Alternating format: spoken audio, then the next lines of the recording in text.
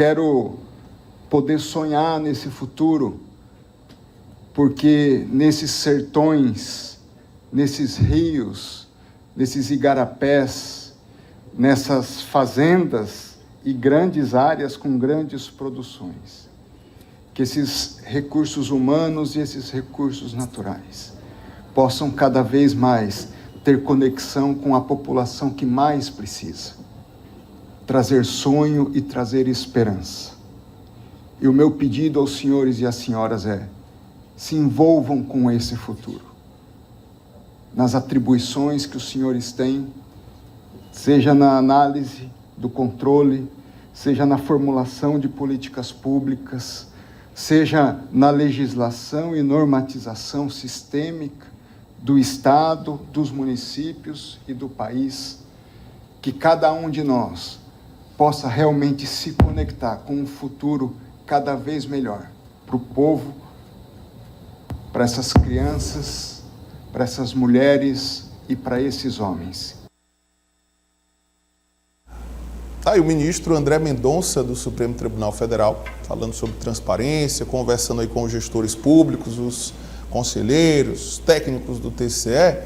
E aí, João Magalhães, o ministro demonstrou até uma certa prudência, viu? Evitou dar entrevistas, evitou declarações ali à imprensa, principalmente nesse momento em que há muitos questionamentos sobre a atuação do Supremo Tribunal Federal e a relação com os demais poderes.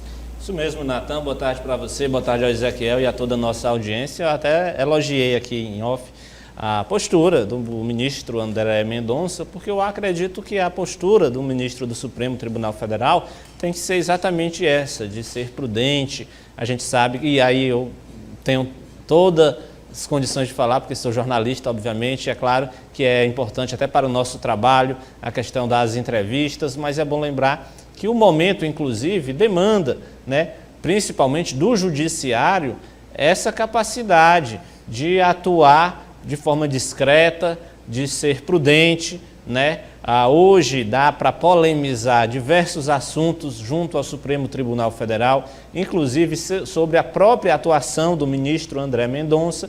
Então, se ele for dar entrevista como ministro do Supremo Tribunal Federal, ele cumpre a agenda em todos os estados. Assim como ele participa desse evento hoje aqui no Piauí, ele também é convidado, né, para participar de eventos por todo o país. Então, se ele ficar dando entrevistas, tratando de assuntos polêmicos, acaba pegando mal, eu diria que acaba prejudicando ainda mais a imagem do judiciário. Que concordem ou não, né?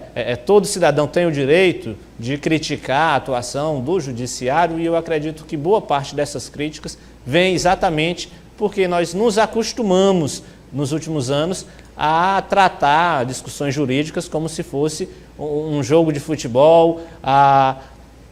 Acredito que em nenhum outro país, Natan, os ministros da Suprema Corte são tão conhecidos como no Brasil. E até bem pouco tempo no Brasil não era assim, né? Exato. Hoje, se você chegar em qualquer cidadão que acompanha a política e perguntar quais são os 11 ministros do STF, todo mundo vai saber quais são os 11, ainda vai saber que determinados atuam numa linha mais conservadora, outros numa linha mais garantista, outros, enfim.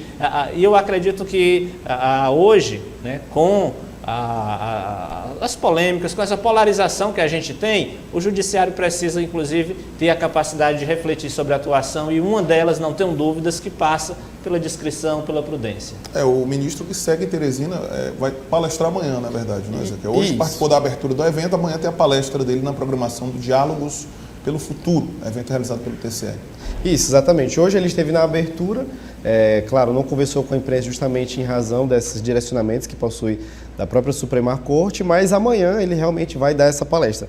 Amanhã, segundo as informações, a palestra a qual ele vai palestrar, mediar, né, administrar no Tribunal de Contas do Estado, a palestra, então, conferência de encerramento, né? Ele vai fazer o encerramento juntamente com o governador Rafael Fonteles. É esperado que o chefe do Executivo Estadual também compareça nessa ocasião e vai ter lá esse momento, né, finalizando esses trabalhos, ele a qual então fez esse alarde aos gestores públicos piauienses para justamente zelarem, né, pela transparência do funcionamento público, né, o funcionalismo público, justamente para que as políticas públicas necessárias, essenciais para o bem-estar da população piauiense seja de fato realizada na prática.